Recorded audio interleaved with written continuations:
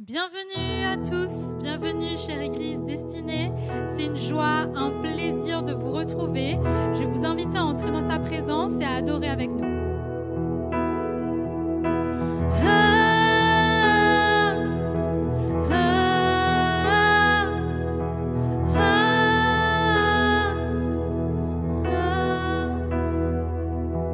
J'étais perdue, rebelle, j'étais loin de toi. Tu pensais à moi sur la croix ce jour-là.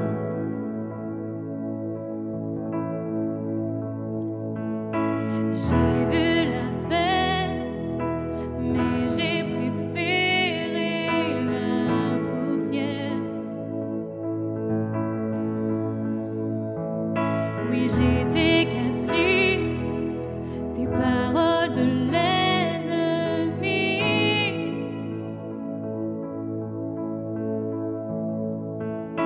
Tu es venu dans ma tombe et en haut de la honte, tu as enlevé ma peur. Maintenant je chante, je suis lavé par le sang de l'agneau. Je suis lavé par le sang de l'agneau. Par tes cicatrices, tu effaces mon péché, je suis innocent. Revêtu de beauté et des paroles que tu déclares, je crois en ta promesse, tu seras toujours là.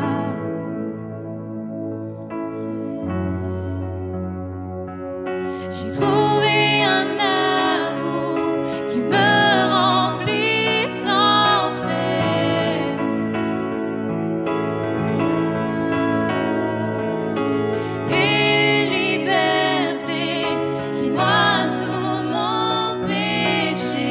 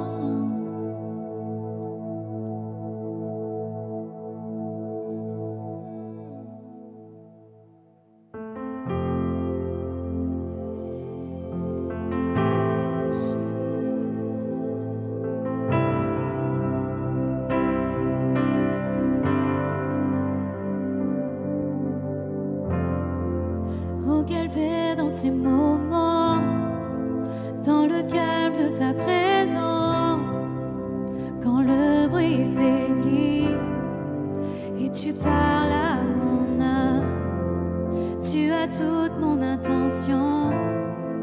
Fais-moi entendre ta voix, je ne veux rien manquer.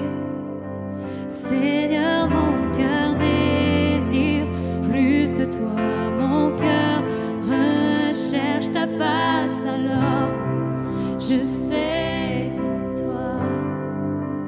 Tout en moi est ému par ton amour, captivé par qui tu es. Conduis-moi à te connaître plus encore. Je veux m'approcher de toi, laisser mes peurs derrière moi.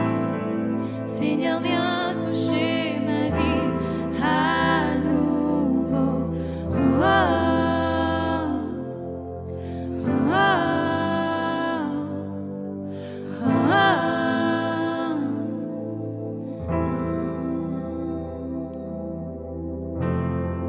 Comme le soleil à l'aurore, comme la brise dans la nuit, ta paix me restaure, tu me donnes la vie. Il n'y a aucune hésitation dans ton amour, ton affection, rien n'est comparable. Seigneur, mon cœur désire plus de toi, mon cœur recherche ta face, alors je cède à toi.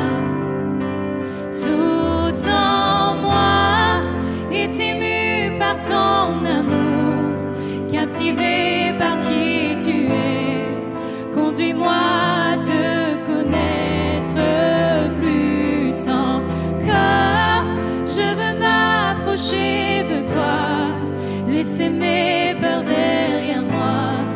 Seigneur, viens toucher ma vie à nouveau. Oh,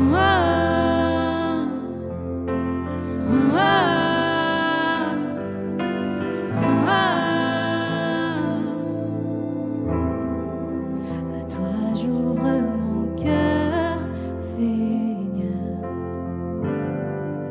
À toi j'ouvre mon cœur à jamais. Donc fais ce que toi seul sais faire. Jésus, viens régner dans ma vie. À toi j'ouvre mon cœur, Seigneur. À toi j'ouvre mon cœur à jamais. Donc fais ce que toi seul sais faire. Jésus, viens régner dans ma vie. Tout en moi est ému par ton amour, captivé par qui tu es. Conduis-moi à te connaître plus encore. Je veux m'approcher de toi, laisser mes peurs derrière moi. Seigneur, viens toucher ma vie à nouveau.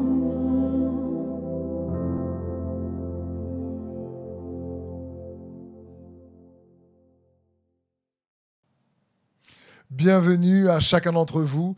Merci d'être là pour ce week-end de Pâques.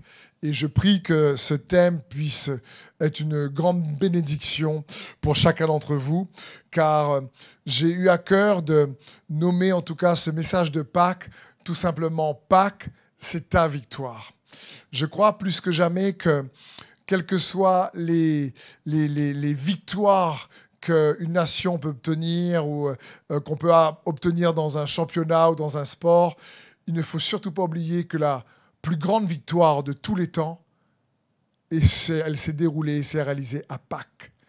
Il y a à peu près 2000 ans de cela, Pâques, c'est la plus grande victoire de tous les temps. C'est lorsque le Dieu de l'univers, se fait homme en Jésus-Christ et obtient une victoire à la croix et lors de la résurrection contre l'ennemi de nos âmes. Et Pâques, c'est la victoire de Jésus. Et j'aimerais te dire que sa victoire, c'est ta victoire. Parce que par la foi, Dieu désire que nous puissions nous approprier la victoire que nous avons en Jésus-Christ pour Pâques. C'est comme quand vous avez donc une nation qui se bat contre une autre nation. Lorsque les soldats sur le champ de bataille obtiennent la victoire, c'est toute la population de cette nation qui n'est pas forcément sur le champ de bataille, qui aussi partagent et sont au bénéfice de la victoire de leur armée. Et parfois, notamment dans l'Ancien Testament, au lieu que ce soit toute une armée qui se bat, comme David et Goliath, c'est un peu le meilleur combattant de telle nation, Goliath, contre le meilleur combattant d'Israël, c'était le roi David qui était caché encore à leurs yeux. Parce que le deal, si je puis dire, du combat, c'était que si le meilleur soldat de la nation des Philistins battait le meilleur soldat de la nation d'Israël, alors la nation d'Israël serait soumise aux Philistins et vice-versa. Il faut comprendre que Jésus-Christ est non seulement le Seigneur des seigneurs et le roi des rois, mais le guerrier des guerriers et le soldat des soldats. Et lui a combattu pour nous. Et maintenant, ceux qui croient en lui, la nation de Dieu, l'Israël spirituel, comme nous dit les Écritures, sont au bénéfice de sa victoire. Et Jésus a obtenu cette victoire pour que tu puisses en recevoir les avantages. Toi et moi, qu'on puisse recevoir les bénéfices, les avantages de sa victoire. Parce que on peut voir une victoire comme la fin d'une saison ou sinon comme le début d'une autre. Malheureusement, en ce moment, il y a cette guerre en Ukraine avec la Russie. Et quand cette guerre, par la grâce de Dieu, cessera, ce sera une belle victoire pour, à ce moment-là, la nation ukrainienne. Et il faut réaliser que la victoire, après les dégâts qu'il y a eu sur le territoire, en réalité n'est pas juste une fin, mais aussi un nouveau commencement. Parce qu'il faudra reconstruire. Il faudra à nouveau réfléchir à comment édifier, organiser, restructurer ce qui a été détruit. Parce que une victoire, ce n'est pas juste la fin d'une chose, mais c'est aussi le début d'une autre chose. Ça dépend, je dirais, comment on se place. Et j'aimerais te dire que Pâques, qui est la victoire la plus grande de tous les temps, non seulement a mis fin au règne et à la domination de l'ennemi et du péché sur l'humanité, mais aussi ça a commencé une nouvelle dimension, une nouvelle réalité, un nouvel accès au royaume de Dieu, un nouvel accès à la victoire de Christ pour tous ceux qui croient en lui, en Jésus-Christ et ce qu'il a accompli. Parce que, comprenons bien, Pâques, ce n'est pas juste un jour spécial, ce n'est pas juste un week-end spécial qui commence par le vendredi, qui se termine le dimanche.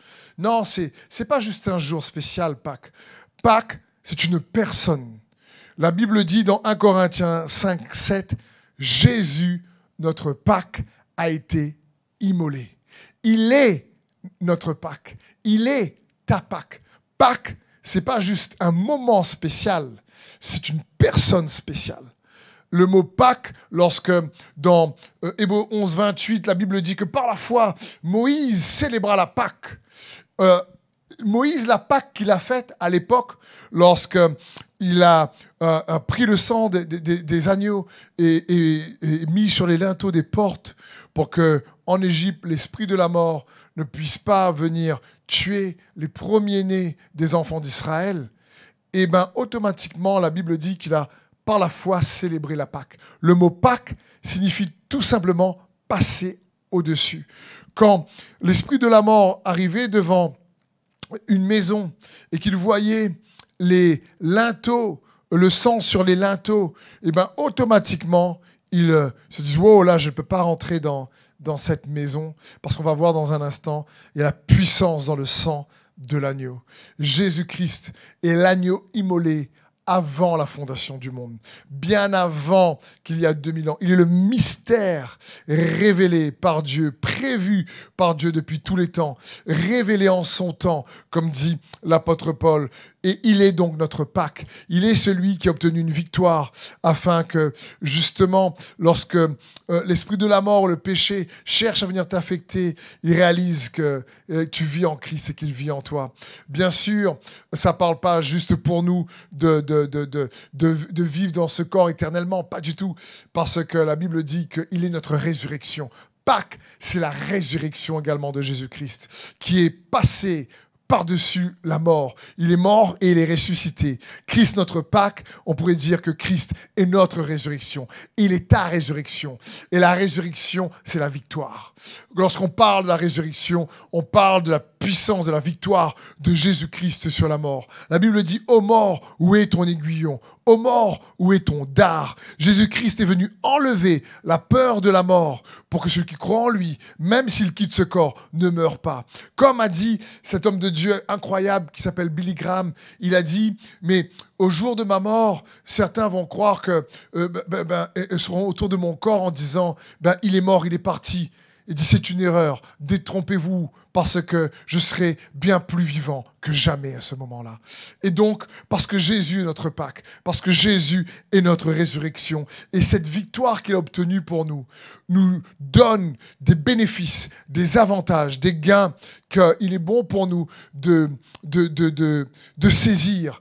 Parce que la parole de Dieu va dire dans Osée 4,6, « Mon peuple est détruit parce qu'il lui manque la connaissance. » Et donc, il nous faut comprendre que Dieu ne dit pas au travers de son prophète Osée ici que mon peuple est détruit parce que le diable est fort, ou mon peuple est détruit parce que je n'arrive pas vraiment à l'aider. Non, il dit mon peuple est détruit parce qu'il lui manque la connaissance. Et humblement parlant, en prenant ces quelques minutes, allons essayer ensemble de creuser un peu plus la parole de Dieu pour avoir une meilleure connaissance de Pâques. Christ est notre Pâques. Et Pâques, ce n'est pas uniquement sa victoire, c'est aussi ta victoire qu'il est bon que nous puissions nous approprier par la foi. Avant même d'aller sur la croix, de mourir et de ressusciter, Jésus va dire ceci à ses disciples. Il va leur dire dans Jean 16, 7, « Cependant, je vous dis la vérité. Il vous est avantageux que je m'en aille, car si je ne m'en vais pas, le Consolateur ne viendra pas vers vous, mais si je m'en vais, je vous l'enverrai. » Donc, avant même de célébrer cette Pâques et devenir cette Pâques, parce que la Bible est claire, l'Ancien Testament n'est qu'une ombre des choses à venir et que la réalité, la substance est en Christ. Et ici, Jésus dit, avant de mourir et de ressusciter, il dit, il est avantageux pour vous que je m'en aille. Il voulait leur faire comprendre que ce qui allait se passer allait produire un avantage, sa victoire sur la croix, sa victoire lors de la résurrection, allait produire un avantage certain pour ses disciples. Sur le moment, c'est sûr que les apôtres n'ont pas dû tout comprendre et tout réaliser. Ils se sont dit, attends, être avec Jésus, il faut comprendre que tu n'avais pas de problème de santé, il guérit. Donc, à être avec Jésus, tu n'as pas de problème de finances, il pourvoit. Tu pêches la nuit, tu n'as pas de poisson, il te dit jette ton filet à droite et tu as une barque remplie de poissons. Il multiplie les pains, il multiplie les poissons.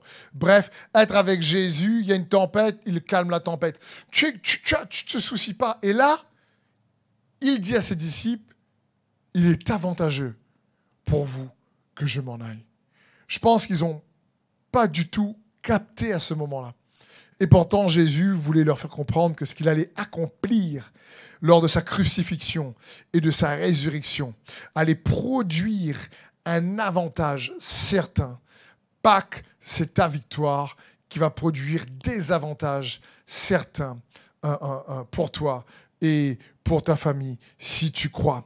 Donc, allons essayer de voir quelques avantages. Il y en a bien sûr plusieurs et il y a tellement de superbes messages prêcher à Pâques que je vais juste essayer pour ma part de partager quelques points avec vous sur Pâques, c'est ta victoire, quelque part, pourquoi? Quels sont les bénéfices, les gains que la victoire de Jésus-Christ à Pâques nous donne, nous permet de recevoir. Le premier point que j'aimerais voir avec toi, avec vous, si tu es peut-être en famille ou plusieurs, c'est Pâques, c'est ta victoire, car une alliance nouvelle et éternelle a été scellée par Jésus-Christ.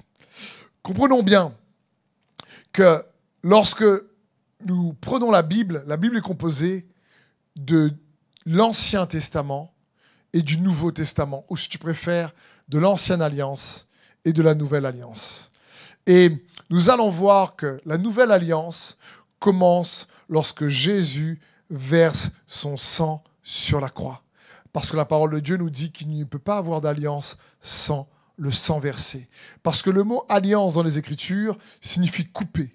C'est quelque chose, c'est comme à l'époque, quand ils faisaient une alliance, ils se coupaient quelque part le doigt ou le poignet pour mélanger le sang et quelque part dire ma vie c'est ta vie c'est la mienne. Ça parle de ce sens profond-là. Et dans Hébreux 13 au verset 20, il est écrit « Le Dieu de la paix a ramené d'entre les morts notre Seigneur Jésus, devenu le grand berger des brebis, grâce au sang d'une alliance éternelle. Qu'il vous rende capable de toute bonne œuvre pour l'accomplissement de sa volonté, qu'il fasse en vous ce qui lui est agréable par Jésus-Christ, à qui soit la gloire au siècle des siècles. Amen. On voit ici que grâce à Jésus et à son sang, on parle du sang d'une alliance éternelle. Hébreux 8:6 va nous dire ceci. Mais en réalité, Jésus possède un service bien supérieur, et ce d'autant plus qu'il est le médiateur d'une meilleure alliance fondée sur des meilleures promesses. Jésus est le médiateur d'une meilleure alliance fondée sur des meilleures promesses. C'est juste bon de réaliser qu'en Jésus-Christ, nous avons la possibilité et nous recevons une meilleure alliance fondée sur des meilleures promesses. Alors, je comprends qu'on peut me dire, écoute Steve, tu sais, lorsqu'on parle un petit peu de sang, d'alliance, tout ça, c'est un peu compliqué, je vois pas trop exactement, tu parles de couper, tout ça, c'est quoi spirituellement parlant? Je vais essayer, en laissant la parole de Dieu, justifier la parole de Dieu, en prenant un exemple d'alliance dans l'Ancien Testament, nous montrer exactement qu'est-ce qui se passe à la croix entre Jésus et nous, lorsqu'il vient sceller par son sang cette alliance éternelle et bien meilleure, avec de meilleures promesses pour nous. On va prendre pour cela l'exemple de Jonathan et David. Dans 1 Samuel 18, à partir du verset 1, il est écrit: Quand David eut terminé de parler avec Saül, Jonathan s'était profondément attaché à David et s'était mis à l'aimer comme lui-même. Saül ne le laissa pas retourner dans la maison de son père ce jour-là. Il le prit chez lui. Jonathan conclut un pacte d'amitié avec David parce qu'il l'aimait comme lui-même. Le mot pacte d'amitié ici parle en réalité d'alliance. Il enleva, au verset 4, son manteau et le donna à David. Il lui offrit aussi son équipement et jusqu'à son épée, son arc et son ceinturon. Belle image ici entre Jonathan et David. D'abord, comprenons bien, qui est Jonathan? À ce moment-là, c'est le prince, le fils du roi Saül. Qui est David? Un berger qui a battu Goliath, certes, mais qui n'est rien en réalité par rapport à Jonathan. Et ils font une alliance ensemble. Et en faisant cette alliance, qu'est-ce qui se passe? Jonathan va donner son manteau à David. Il y a quelque chose de puissant ici que nous devons recevoir. Le prince avait un manteau qui marquait sa dignité de prince. Quand les Israélites voyaient Jonathan passer avec son manteau, tout le monde voyait la dignité, le haut rang du prince grâce à ce manteau spécial. C'est comme si, en donnant son manteau à David, Jonathan était en train de lui dire, tu sais, avec cette alliance, je te donne ma position. Je te donne mon autorité. C'est comme si je te dis, écoute, ma dignité, c'est ta dignité. On est égaux. Tu n'es pas juste un simple berger. Je te vois comme moi, un prince. Et comprenons bien, c'est ce que Jésus, dans l'alliance à la croix, veut faire avec nous. La Bible dit, revêtez-vous de Jésus-Christ. C'est celui qui est le plus puissant, qui donne à celui qui a quasiment rien. C'est Jonathan qui donne à David. C'est Jésus-Christ, le roi des rois, qui donne aux pécheurs que nous sommes. Nous n'avons pas grand-chose à lui offrir, mais Jésus à la croix, en scellant cette alliance nouvelle et éternelle, bien meilleure pour nous, il est en train de te dire, écoute, je veux te revêtir de mon manteau. Ma dignité, c'est ta dignité. Je veux que l'amour que le Père a pour moi, il est pour toi également. Je veux que, quelque part, la royauté que je porte, tu puisses la porter aussi. C'est ça, lorsqu'on parle d'alliance, lorsqu'on parle de Pâques, lorsqu'on parle de cet échange, cette alliance qui a été scellée par la Pâques, par son sang qu'il a versé à la croix. Ensuite, la Bible dit qu'il lui a donné son équipement jusqu'à son épée. Cela parle également que David, en fin de compte, est en train de dire, écoute, mon équipement parle de mes possessions. Ce que j'ai, je te le donne. Pareil, l'épée parle de je suis là aussi pour te défendre. Ce qui me défend va te défendre. C'est juste bon. Le ceinturon parle de ce qui le maintient, de ce qui fait qu'il est stable. Il te dit, mais moi, si je suis inébranlable, je veux te rendre quelque part aussi inébranlable. Il y a un échange ici entre le prince Jonathan et David, qui n'est pas encore roi à ce moment-là. Et c'est le plus puissant qui vient bénir le moins puissant. Et quelque part, Jésus est aussi ton Jonathan et mon Jonathan. Et nous, à ce moment-là, comme David, on n'a pas grand-chose à l'offrir. Mais Jésus a même prié dans Jean 17 pour que nous soyons un. Comme ici, la Bible dit que Jonathan était comme un dans son âme avec David. Et c'est le cœur du Seigneur pour nous lorsqu'il prie dans Jean 17, il dit, Père, que tous soient un, comme toi et moi, nous sommes un. Et Jésus a versé son sang, le prix de l'alliance, c'est le sang de Jésus-Christ, pour nous permettre de recevoir une alliance bien meilleure. Et donc on voit bien que Pâques, c'est ta victoire, parce qu'il y a une alliance éternelle et bien meilleure qui a été scellée par son sang pour toi et moi, où il y a un échange qui se produit en notre faveur par son amour, par l'amour qu'il a pour toi et moi, qui est juste incroyable. Le deuxième point, Pâques, c'est ta victoire, car des promesses extraterrestres te sont accordées. Qu'est-ce que je veux dire par extraterrestre ? Il ne faut pas penser à ET ou les Martiens. Je veux dire par là des promesses qui dépassent le cadre de la vie terrestre, qui dépassent la réalité du naturel, qui dépassent la vie dans ce monde. Les promesses de Dieu sont extraterrestres dans ce sens.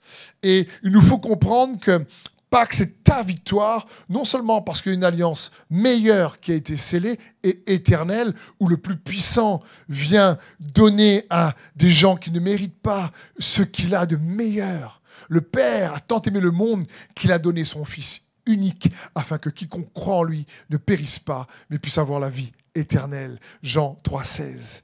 Mais non seulement l'alliance a été scellée, mais on a vu, elle a été scellée par fondée sur de meilleures promesses, des promesses qui dépassent le cadre de la vie terrestre. Il y a, attention, des bénéfices pour la vie terrestre énormes par ces promesses, grâce à cette alliance qu'il a scellée par son sang précieux. Mais il y a aussi des promesses qui dépassent le cadre terrestre. La Bible va dire dans 2 Corinthiens 1,20, en effet, pour toutes les promesses de Dieu, c'est en lui, Jésus-Christ, que se trouve le oui. Et c'est donc aussi par lui, Jésus-Christ, que nous disons Amen à Dieu pour sa gloire. 1 Timothée 4,8 va nous dire « Car l'exercice corporel est utile à peu de choses, tandis que la piété est utile à tout, ayant les promesses de la vie présente et celle qui est à venir. » La piété, l'attachement à Dieu, lorsque tu t'attaches à Dieu, eh ben, automatiquement, cet attachement va produire un bénéfice qui va pouvoir te permettre d'expérimenter, de recevoir les bénéfices de cette victoire qu'est la Pâque, des promesses pour la vie présente et pour la vie à venir. Mais j'aimerais surtout mettre l'accent en ce week-end de Pâques sur les promesses donc extraterrestres. Pâques, c'est la résurrection. Pâques, c'est notre espérance.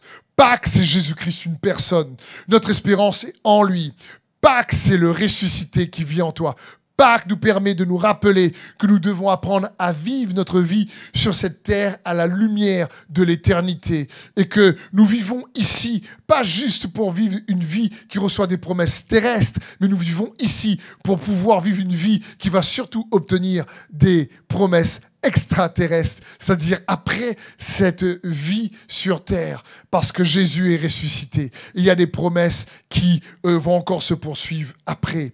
Dans 1 Jean 3:1, la Bible dit « Voyez qu'à l'amour, le Père nous a témoigné pour que nous soyons appelés enfants de Dieu. Et nous le sommes. Si le monde ne vous connaît pas, c'est qu'il ne l'a pas connu, lui, bien-aimé. Et bien-aimé, c'est ses enfants, c'est toi, c'est moi. Bien-aimé, nous sommes maintenant enfants de Dieu. Et ce que nous serons un jour n'a pas encore été révélé. Mais nous savons que lorsque Christ apparaîtra, nous serons semblables à lui, parce que nous le verrons tel qu'il est. Toute personne qui possède cette espérance en lui se purifie comme lui-même est pur. Donc on voit qu'il y a une promesse qui dépasse le cadre de la vie terrestre. Cette promesse qui dit maintenant, bien-aimés, nous sommes enfants de Dieu. Quand tu crois en Jésus-Christ, il y a quelque chose qui se passe. La Bible dit que nous naissons de nouveau intérieurement dans notre esprit. Et Jésus vient vivre en nous. Il est l'Emmanuel, Dieu avec nous, pour nous. Et il dit, bien-aimés, nous sommes enfants de Dieu. Et ce que nous serons n'est pas encore pleinement manifesté. Mais quand il paraîtra, parce qu'il est ressuscité et il reviendra, il dit alors nous deviendrons semblables à lui. Alors quand il paraîtra, nous serons semblables à lui. Pourquoi ? Parce que nous le verrons cette fois-ci pleinement tel qu'il est. Il dit toute personne qui a cette espérance en lui se purifie comme lui-même est pur. Et je veux t'encourager à réaliser que Pâques, c'est la résurrection. C'est cette promesse dans 1 Jean 3:1 à chaque enfant de Dieu qui dépasse juste le cadre terrestre, même si, encore une fois, il y a des promesses extraordinaires qui nous permet de recevoir et d'expérimenter sur cette terre. Mais ce n'est que le début. L'apôtre Paul va dire, si vous n'avez pas de foi en la résurrection, alors votre foi est vaine. Jésus est mort, il n'est pas ressuscité, et notre prédication ne sert à rien. Mangeons et buvons, car demain nous mourrons. Mais si vous croyez qu'il est mort, mais bien plus, est ressuscité, et c'est le cas, parce qu'il est la résurrection et la vie, et il nous donne un gain, un avantage qui renferme des gains incroyables. Il est en train de dire, écoute, à ce moment-là, affermis cette espérance en toi.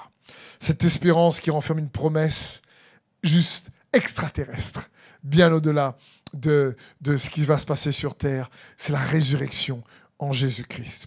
Le troisième point, Pâques, c'est ta victoire, car Dieu a tout accompli pour que tu puisses avoir tout ce qui est nécessaire pour triompher des attaques du diable contre ta vie.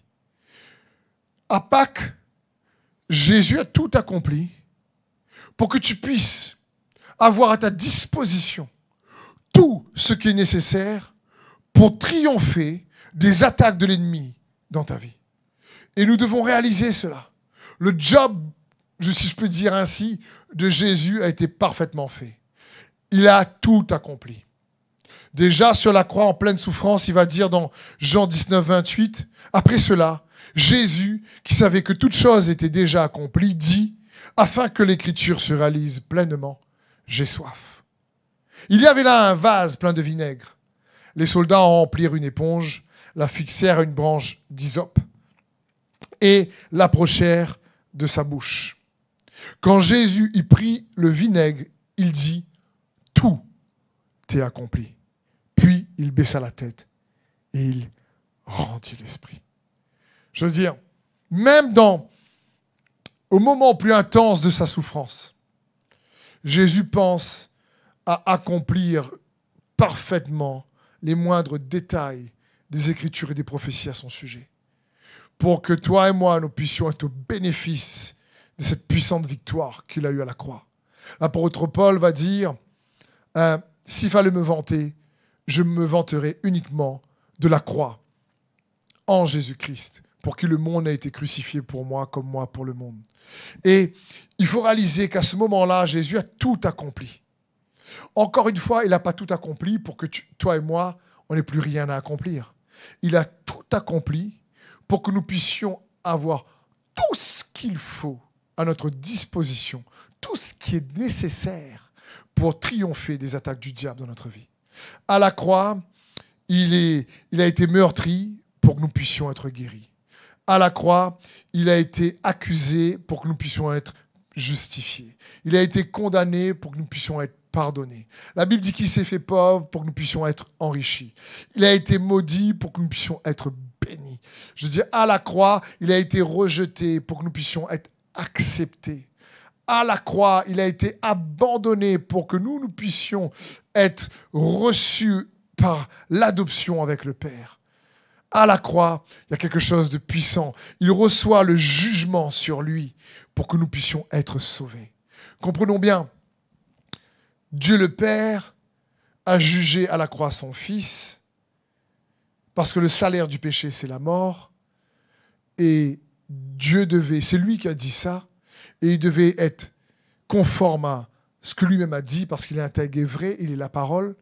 Et donc, il s'est fait homme pour pouvoir mourir en prenant le jugement du péché sur lui, le jugement que mon péché, mes péchés ou tes péchés avaient pour conséquence Jésus a pris sur lui. C'est pour ça que quand quelqu'un garde la foi en Jésus et croit en Jésus, automatiquement jusqu'au bout, qu'est-ce qui va se passer? C'est que lors de la résurrection, nous ne serons pas auprès du Seigneur pour être jugés pour nos péchés, parce que Jésus a été jugé pour nous. Je vais prendre cet exemple. J'espère que ça va peut-être t'aider. Imaginons un papa. Son fils a fait vraiment des erreurs, des bêtises colossales. Et il va passer en jugement. Et il risque la prison à perpétuité. Et là, qu'est-ce qui se passe? Le papa vient, paye une rançon énorme. Et il évite son fils la prison à perpétuité. Mais en rentrant chez lui, il va dire à son fils, bon, tu as évité d'être jugé pour être enfermé toute ta vie.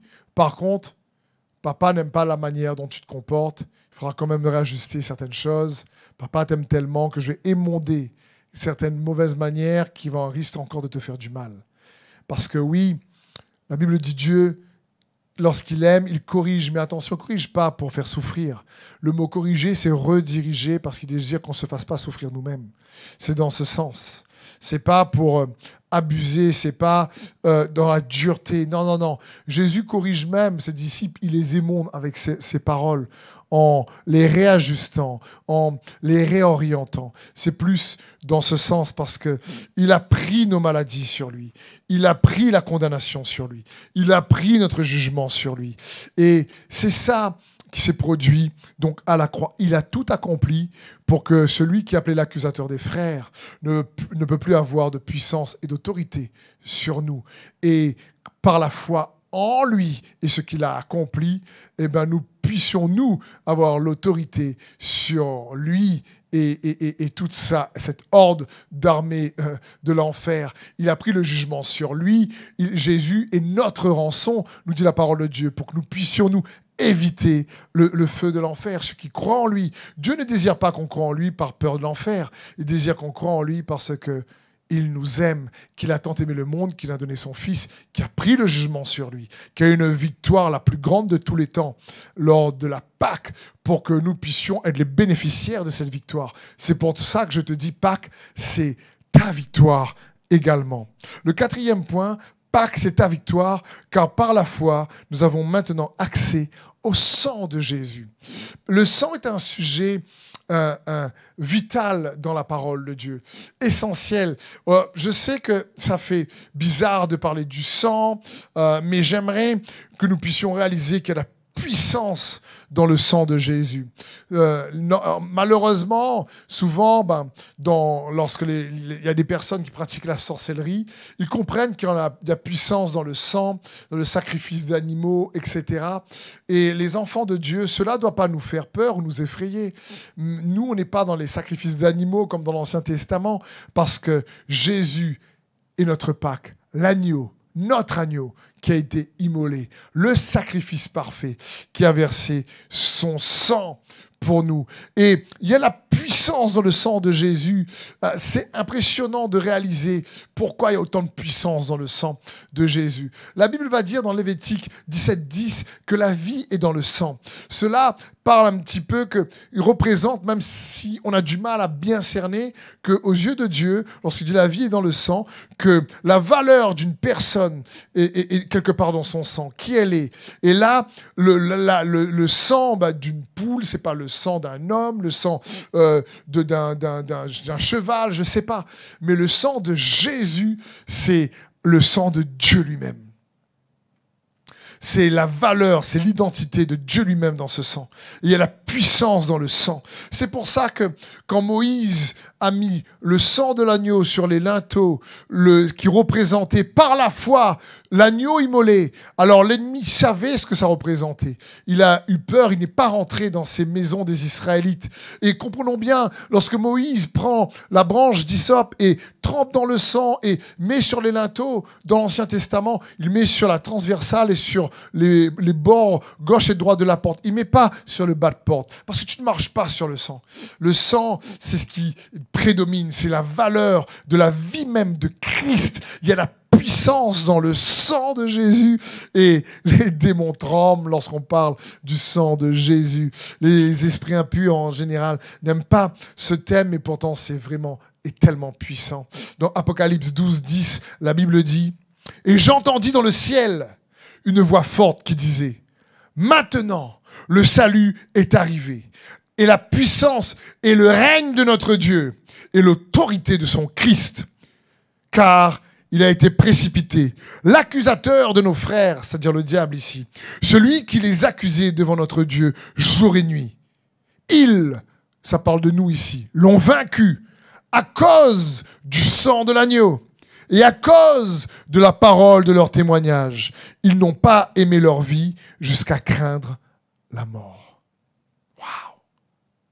Ici, il y a 3 armes spirituelles surpuissantes que j'aimerais t'encourager à te l'approprier, parce que Jésus, c'est notre Pâques, et Pâques, c'est ta victoire, et la victoire de Jésus, c'est la tienne. Il a tout accompli pour nous donner les armes suffisantes pour triompher de l'accusateur des frères et de ses attaques. Et il y a une première arme incroyable dont j'ai parlé il y a un instant, c'est le sang de l'agneau, le sang de Jésus, la vie de Jésus qui est dans le sang et qui fait peur l'ennemi. Parce que lorsqu'on parle du sang de Jésus, on parle en réalité, je n'ai pas le temps bien sûr là de partager un enseignement là-dessus, mais c'est tellement profond, puissant. Lorsqu'on parle du sang, on parle du sang de la rédemption, qui nous a rachetés. Tu n'as pas été racheté par de l'argent ou de l'or, mais par le sang de Jésus. Lorsqu'on parle du sang, on parle du sang qui a coulé pour nous accorder le pardon de nos péchés. Lorsqu'on parle du sang, on parle du sang qui a coulé pour nous accorder la justification. Lorsqu'on parle du sang, on parle du sang qui a coulé pour nous accorder l'adoption. Lorsqu'on parle du sang, on parle du sang qui, grâce à ce sang, nous permet d'avoir la sanctification. Lorsqu'on parle du sang, on parle même du sang qui en réalité intercède pour nous. Le sang de Jésus, nous dit les Écritures dans Hébreux 12 au verset 24, la Bible Bible dit au verset 24, Hébreux 12, vous vous êtes approchés de Jésus, le médiateur d'une alliance nouvelle et de son sang répandu qui parle mieux encore que celui d'Abel. Le sang intercède, il parle, il crie. Le sang de Abel qui a été tué par Caïn, son frère, crie vengeance. Mais le sang de Jésus, je ne sais pas comment ça se passe, mais ce mystère révélé dans sa parole, le sang de Jésus crie miséricorde, pardon, justification. Et c'est juste incroyable. Il y a la puissance dans le sang de Jésus, à un tel point que le sang de Jésus, lorsque tu l'appropries par la foi, eh ben, automatiquement, Dieu ne te voit plus du tout comme toi tu te vois lorsque tu crois en Jésus. On a vu qu'il y a d'abord dans Apocalypse 12, ils l'ont vaincu à cause du sang de l'agneau. Et il y a 3 armes dans Apocalypse 12, 11. D'abord le sang de l'agneau. Ensuite, il y a à cause de la parole de leur témoignage. C'est quoi la parole de leur témoignage? En fin de compte, c'est ça la branche d'hysope. Ton témoignage, c'est l'hysope. C'est lorsque, par la foi, tu arrives à expérimenter l'intervention de sa vie dans ta vie. C'est-à-dire, sa victoire devient ta victoire. Tu es malade et il y a une guérison miraculeuse. Son intervention, sa vie en santé, te donne la santé et tu deviens un témoignage. Par la foi, c'est l'hysope qui a récupéré la vie. La vie est dans le sang. La vie de Christ est dans ce qu'il nous donne. Et la branche d'hysope, c'est ton témoignage. C'est le témoignage de ta vie. J'aime dire, pour nous, ici à l'Église Destinée, que la définition de la destinée que Dieu m'a mis à cœur quelques années, c'est tout simplement d'écrire l'histoire de son règne dans ton histoire, l'histoire de sa vie dans ta vie. C'est ça un peu la branche d'hysope, le témoignage. C'est devenir une évidence de son existence parce que au travers de ta vie, les gens découvrent la réalité aimante, paisible, puissante de Dieu lui-même. Et c'est ce que Dieu désire, c'est ça l'hysope. Ils l'ont vaincu par le sang de l'agneau, ils l'ont vaincu par la parole de leur témoignage. Et c'est juste incroyable pour nous de recevoir ça. Il faut comprendre que, comprenons bien, quand on parle du sang de Jésus, lorsque Dieu regarde ses enfants qui croient en lui, il y a tellement de puissance dans le sang de Jésus que Dieu le Père choisit de voir d'abord la miséricorde et le sacrifice de Jésus lorsqu'on croit en lui, plutôt que juste de voir nos erreurs et nos défauts. Ça ne veut pas dire qu'on ne doit pas se repentir. Attention, ça ne veut pas dire qu'on ne doit pas demander pardon. Non. Mais ça signifie qu'il y a une puissance dans le sang qui nous accorde une grâce qui ne dépend pas de nos mérites ou de nos efforts. Et il y a une belle histoire dans Nombre 23 qui révèle cela. C'est l'histoire où Balak veut soudoyer un prophète qui s'appelle Balaam et il demande à ce prophète de maudire le peuple d'Israël. Et le prophète veut maudire le peuple d'Israël, mais il n'y arrive pas. Et il va dire dans Nombre 23 à 21, en parlant de Dieu, Dieu n'aperçoit pas de mal en Jacob. Il ne voit pas d'injustice en Israël. L'Éternel, son Dieu, est avec lui. Chez lui retentit l'acclamation réservé au roi. C'est incroyable ce verset. Dieu dit, je n'aperçois pas de mal en Jacob, je ne vois pas d'injustice en Israël. Et pourtant, quand on lit le livre de Nombre, le peuple d'Israël, franchement, il a le cou raide, comme nous disent les Écritures. Il pêche en réalité sans cesse. Donc comment ça se fait que Dieu ne voit pas ou n'aperçoit pas? Premièrement, il est important de comprendre que Dieu ne dit pas « il n'y a pas de péché ou d'injustice en Israël ». Il dit « je n'aperçois pas » ou si tu préfères « je ne vois pas ». Pourquoi? Pourquoi? Parce qu'il nous faut comprendre qu'à ce moment-là, à côté de Moïse, il y a le sacrificateur Aaron et des prêtres qui faisaient des sacrifices d'animaux pour expier les péchés du peuple. Donc, Dieu n'apercevait pas le péché de son peuple parce que le sang des animaux couvrait dans la réalité de l'esprit le péché du peuple d'Israël. C'est dans ce sens. Et Dieu dit, je n'aperçois pas. Parce qu'il y a eu un sacrifice d'animal qui a été fait pour le peuple. Et donc, il dit, je n'aperçois pas, je ne vois pas. Parce qu'il voyait le sang couvrir. Mais la Bible dit également que le sang des animaux dans l'Ancien Testament couvrait juste les péchés qu'il fallait refaire à chaque fois parce qu'ils repéchaient, mais que le sang de Jésus n'a pas la même valeur.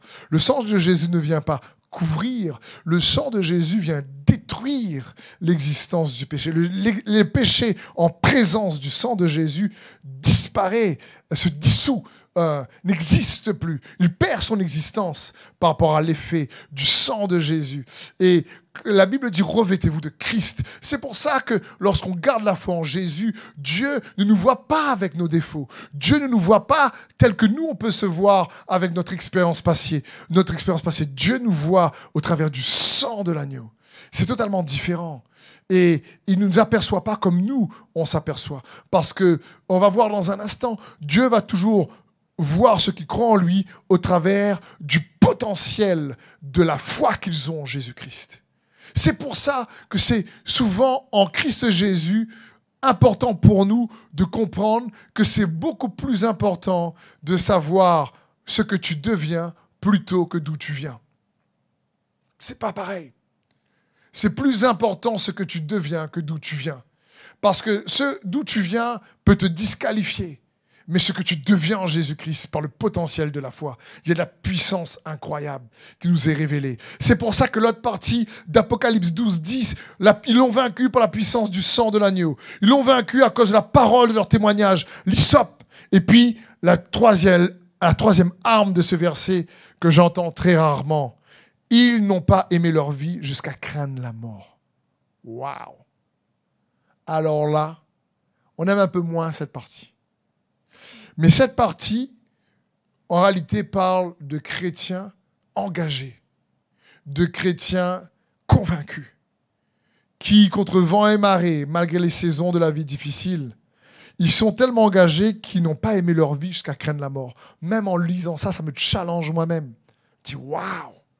Je veux dire, on parle ici, ils l'ont vaincu à cause du sang de l'agneau, ok? Ils l'ont vaincu à cause de la parole de leur témoignage, l'expériment de la vie de Christ, mais aussi parce qu'ils ont persévéré, parce qu'ils ont gardé le cap, ils ont gardé la foi, ils ont combattu le bon combat, ils sont restés zélés, ils sont restés passionnés, ils sont restés en feu tellement qu'ils n'ont pas craint, ils n'ont pas aimé leur vie jusqu'à craindre la mort. Ils ont su que Christ était leur Pâques et Christ avait enlevé la peur de la mort. Je dis, c'est juste incroyable parce qu'ils savaient qu'ils avaient une vie, une promesse bien meilleure et que la vie sur terre n'était qu'un point de départ. C'est juste bon de se rappeler ça. Parce que la Pâque, le 5e point, c'est ta victoire, car la dimension de la foi est accessible pour ceux et celles qui croient en Jésus. Il y a une nouvelle dimension que Jésus est venu ouvrir lors de la Pâque qui s'appelle la foi en Jésus-Christ. La voie, si tu préfères, le chemin de la foi est achevé. Il nous a donné un accès par son corps qu'il a offert. La Bible dit dans Colossiens 3, 23, « Avant que la foi vînt, nous étions enfermés sous la garde de la loi, en vue de la foi qui devait être révélée.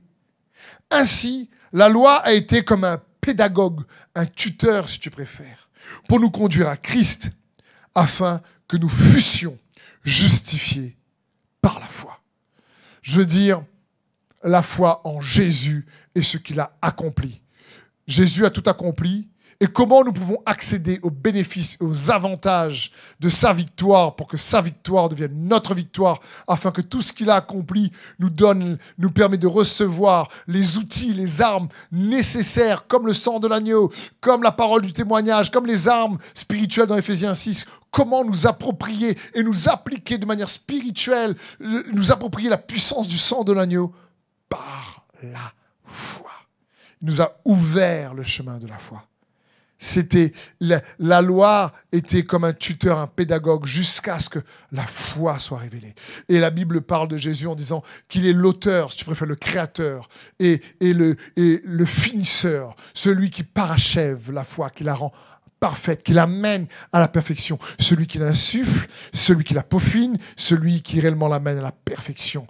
Ça parle de Jésus. C'est lui, Dieu a fait en sorte que la foi en Jésus, ce qu'il accomplit, devienne la voie que nous devons emprunter, recevoir pour obtenir les avantages de Christ Jésus, pour que personne ne se vante, pour que ce ne soit pas par notre propre justice, notre propre effort, notre propre bonté, mais par rapport à sa bonté à lui. Pas par rapport à ce que nous, on a accompli de bon, mais par rapport à ce que Jésus a accompli de bon et de juste sur la croix pour nous. Donc, Pâques, le dernier point, c'est ta victoire, car par la foi, tu as accès à un nouveau potentiel en toi. Par la foi, tu as accès à un nouveau potentiel. Comme je vous le disais tout à l'heure, ce n'est pas d'où tu viens qui compte le plus, c'est ce que tu deviens. Et Christ est notre Pâques. Il y a quelque part, grâce à la foi, un nouveau potentiel atteignable dans ta vie qui était impossible d'atteindre sans la foi. Je veux dire, la foi nous permet d'aller à la conquête de l'impossible. La foi nous fait faire des prouesses. Si je te pose cette question et je te dis, je sais pas, toi derrière ton écran, est-ce que tu as envie, sur cette vie sur Terre, de tirer le meilleur parti de ta vie ? Je pense que tout le monde me dirait, bien sûr, Steve, évident. Personne dit, moi j'aimerais vivre une vie nulle, une vie où je souffre beaucoup, une vie où je galère. Non, personne, je pense, aimerait dire ça. Tout le monde a envie de tirer le meilleur parti de son couple, de sa famille et de lui-même. Mais voilà une clé que j'espère qu'il peut t'aider. La foi va nous aider à tirer le meilleur parti de Christ en nous. C'est ça aussi la foi. La Bible dit, examinez-vous vous-même pour voir si vous êtes dans la foi. Ne savez-vous pas que Christ vit en vous ? Et ça parle de ça. C'est, oui, aujourd'hui, par la foi, il y a un potentiel qui sommeille en chacun des enfants de Dieu, qui est incroyable. C'est pour ça qu'il est bon de se rappeler, comme je disais tout à l'heure, Dieu te regarde toujours au travers du potentiel que peut produire la foi en toi et non par rapport à tes expériences passées. Parce que Dieu sait que du moment qu'on croit en Jésus, ce qu'il a accompli et qu'il vient vivre en nous et qu'il est avec nous, alors il y a un potentiel qui sommeille en chaque enfant de Dieu juste incroyable. Juste incroyable pour faire la différence. Pour aller détruire les œuvres du diable. Pour réellement avancer et faire la différence. C'est pour ça qu'il est important pour nous de comprendre que Pâques, c'est ta victoire. C'est pas juste la victoire de Jésus-Christ, c'est ta victoire. C'est la victoire de Christ qui met à ta disposition, par le moyen de la foi en lui, ce qu'il a accompli. Lui, notre Pâques, il met à ta disposition réellement des armes spirituelles qui sont surpuissantes pour faire la différence. La Bible va dire dans Hébreux 11, 33, par la foi, ils vainquirent des royaumes, exercèrent la justice, obtenirent des promesses, fermèrent la gueule des lions, éteignirent la puissance du feu, échappèrent aux tranchants de l'épée, guérirent de leurs maladies, furent vaillants à la guerre, mirent en fuite des armées étrangères. Bref, par la foi, tout le chapitre du livre 11, du livre des Hébreux, chapitre 11, parle de, par la foi, ils ont fait ci. Ils ont fait des choses bien plus incroyables qu'ils auraient pu faire pour leur propre capacité. Pourquoi ? Parce que la foi nous permet de taper dans la capacité de Dieu. Et c'est pour ça que quand Dieu choisit de nous regarder, nous, ses enfants, qui croient en Jésus, ce qu'il a accompli, alors il ne nous voit pas par rapport à nos échecs passés, à notre famille passée. Il nous voit par rapport au potentiel de la foi qu'il a placé en nous, en Jésus-Christ, car Jésus est l'Emmanuel, Christ en nous, l'espérance de la gloire, Dieu avec nous. Et c'est ce que nous devons réaliser par la foi. C'est Jésus notre Pâques. Pâques, c'est une personne.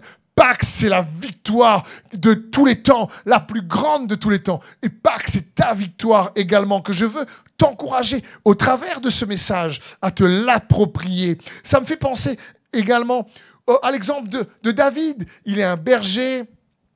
Même son père Isaïe n'a pas vu le potentiel qu'il avait. Il était là, il s'occupait des brebis, des moutons, des agneaux. C'est ses frères qui étaient des guerriers. Eux, ils s'entraînaient au camp. David, son papa a même oublié de le présenter quand le prophète Samuel est venu chercher un de ses fils pour le oindre en tant que futur roi, pour vous dire que son papa n'avait pas vu du tout le potentiel de son fils. Mais pourtant, Dieu l'avait vu. Et David avait la foi, même s'il est dans l'ancienne alliance, même s'il vit sous l'ancienne alliance, il est dans la foi, il croit, on n'a qu'à lire le livre des psaumes. Il a la foi en Dieu. Et sa foi lui a fait battre Goliath. Par la foi, il a battu le géant. Par la foi, il a battu des royaumes. Je veux dire, le potentiel de la foi en David a fait en sorte que Dieu ne le regardait pas au travers peut-être du mépris de son papa ou de sa famille, qui n'était pas une famille vraiment qui avait une notoriété. Mais Dieu le voyait, le roi David, au travers du potentiel de sa foi. À un tel point que quand David a battu Goliath, alors même le roi Saül a dit « Mais c'est qui son papa, ce gars-là? C'est qui sa famille, lui? Il sort d'où? Il sort d'où ?» David n'avait pas de diplôme, David n'était pas un soldat qui s'était entraîné à l'armement et au combat pendant longtemps. Non, David avait la foi et la foi est venue amener son potentiel à un autre niveau. C'est juste incroyable. Et nous naissons tous avec du potentiel. Lorsqu'on regarde un bébé a du potentiel. Moïse était uniquement un bébé dans le panier encore sur les eaux du Nil que, en fin de compte, Dieu avait déjà vu dans ce bébé, celui qui délivrerait Israël tout entier de l'Égypte. Je veux dire, à côté même de chaque être humain a du potentiel. Mais quand on rajoute au potentiel de chaque être humain la foi en Jésus, ce qu'il accomplit, ça devient un potentiel surnaturel. Et quand Dieu nous regarde pas à cause de ce que nous avons pu faire ou mal faire ou bien faire, pas à cause de nos mérites. Non, il nous regarde parce que le sang de l'agneau, Christ notre Pâque, a été immolé. Et ça fait toute la différence. Et c'est ce que Dieu veut que nous puissions nous rappeler. Pâques, c'est ta victoire parce qu'en Jésus-Christ, par la foi en lui, ce qu'il a accompli, elle te dote d'une capacité divine où l'apôtre Paul a pu dire, mais notre capacité vient de Dieu. Et c'est en ce sens que tu as tous les éléments, le nom de Jésus, le sang de Jésus, l'autorité de Jésus qui est là avec toi en toi. Parle-moi de la foi pour que toi aussi tu puisses faire la différence dans ta vie et faire en sorte que l'ennemi stoppe ses attaques. Ça ne veut pas dire que ce sera facile. Ça ne veut pas dire qu'il n'y aura pas de tempête. Mais cela signifie que tu pourras les traverser avec son aide, sa force, et tu pourras y triompher. La Bible dit que l'affliction produit la persévérance et que la persévérance produit la victoire. Mais que la victoire produit l'espérance. La victoire n'est jamais une fin en soi. Il y a toujours un but. Et la victoire de Jésus à la croix a pour but que toi aussi, tu sois victorieux dans ta vie de foi en Jésus-Christ. C'est ça, Pâques. Et Christ est notre Pâques. Christ est ta victoire. Christ a triomphé pour qu'à ton tour et qu'à mon tour, par la foi en lui et ce qu'il a accompli, nous puissions triompher en retour. Amen. Donc, j'espère que ce message de Pâques t'a fortifié. J'espère que ce message de Pâques a fortifié ta foi et a pu te rafraîchir. Je me dis, mon frère, ma sœur ou mon ami qui regarde derrière, ou c'est peut-être la première fois que tu me vois, je crois que tout simplement que si tu es tombé sur cette vidéo, c'est parce que Dieu veut te bénir et te fortifier. Alors je veux juste t'encourager à fixer tes yeux sur Jésus, qui t'aime. Pâques, c'est Christ Jésus qui est mort et ressuscité. C'est nous permettre d'être au bénéfice de la puissance, de la résurrection, du ressuscité, Jésus le Christ, qui est toujours vivant aujourd'hui, car il est le même hier, aujourd'hui et éternellement. Donc, merci à chacun d'entre vous d'avoir pris ce temps pour écouter ce message. Si ce message vous a béni, même s'il y a des termes peut-être un peu spirituels pour certains. J'ai essayé avec l'aide de Dieu en tout cas, essayer de vous l'expliquer au mieux. Mais si vous pensez qu'il peut être une bénédiction pour quelqu'un d'autre, alors n'hésitez pas à lui partager ce message, lui envoyer. Et je veux aussi prendre un temps pour remercier chacun d'entre vous qui nous aide. Vous avez donc l'offrande qui nous aide financièrement par vos dons, vos offrandes. Vous pouvez donc envoyer vos dons, vos offrandes au site jeveuxbénir.com. Et nous sommes en ce moment en train aménager une nouvelle salle et toujours essayer de l'équiper pour vous servir au mieux. Donc, vous avez là, il y a le rideau noir, on a un petit peu fait au mieux pour que vous puissiez, en tout cas, être servi au mieux. Donc, merci énormément pour votre aide et votre soutien. Et si vous avez quelconque difficulté au niveau financier, je prie que Dieu vous bénisse et vous aide à sortir de cette galère. Et que Dieu bénisse chacun d'entre vous, ceux qui peuvent donner, ceux qui ne peuvent pas donner.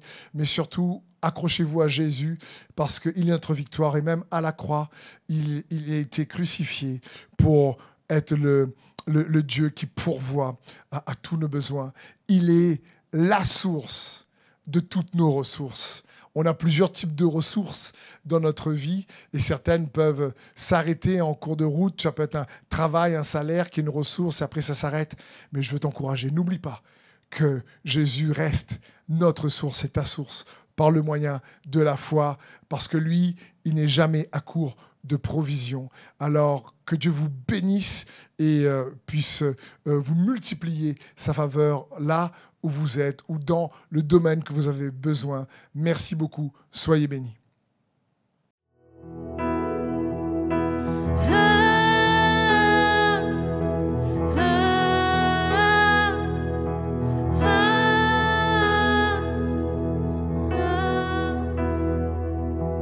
J'étais perdue, rebelle, j'étais loin de toi. Tu pensais à moi sur la croix ce jour-là.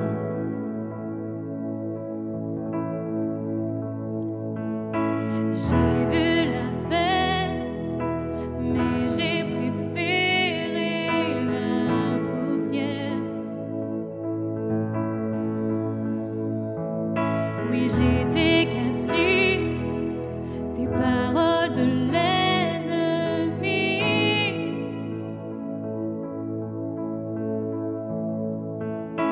Tu es venu dans ma tombe et en haut de la honte. Tu as enlevé ma peur. Maintenant je chante. Je suis lavé par le sang de l'agneau. Je suis lavé par le sang de l'agneau. Par tes cicatrices, tu effaces mon péché. Je suis innocent. Revêtu de beauté et des paroles que tu déclares. Je crois en ta promesse, tu seras toujours là.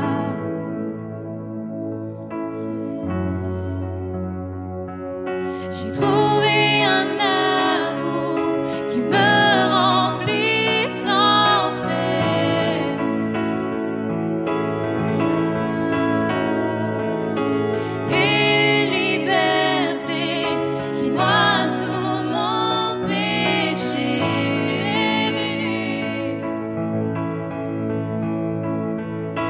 Tu es venu dans ma tombe et en haut de la honte. Tu as enlevé ma peur. Maintenant je chante. Je suis lavé par le sang de l'agneau. Je suis lavé par le sang de l'agneau. Par tes cicatrices, tu effaces mon péché. Je suis innocent.